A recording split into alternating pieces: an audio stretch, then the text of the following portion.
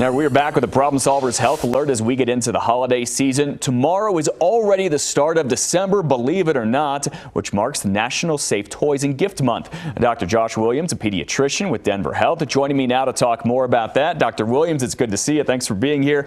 Let's talk about this. There are thousands of kids each and every year who die from accidents, and it turns out a lot of these are preventable. What kind of accidents are we talking about here? Just that number is startling. Yeah, absolutely. It's tragic, and kids are dying from drowning, from suffocation, from choking.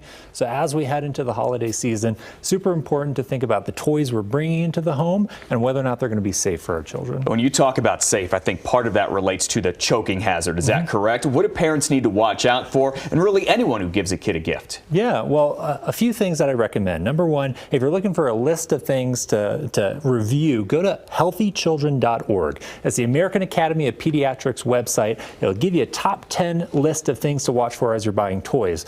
But two big things I'll highlight. One is size. So think large. If you can fit a toy inside a toilet paper roll, it's probably too small. That's a decent size.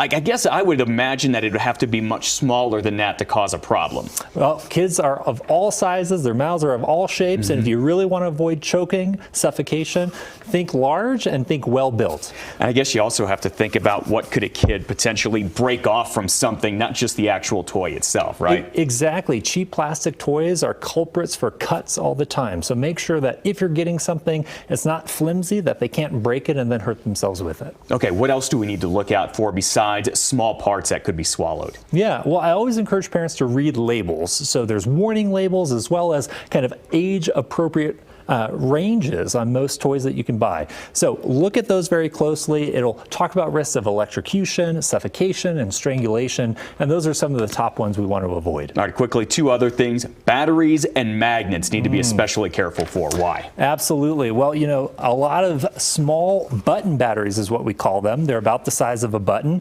are in electronic toys. You can imagine how easy it is and how much a child wants to put this in their mouth, right? Oh, that looks very good. It's very appetizing. But if you swallow this, shiny, it'll cause corrosion in the esophagus and in the stomach and can be life-threatening. So a child won't just instantly pass that and everything's going to be okay. Exactly.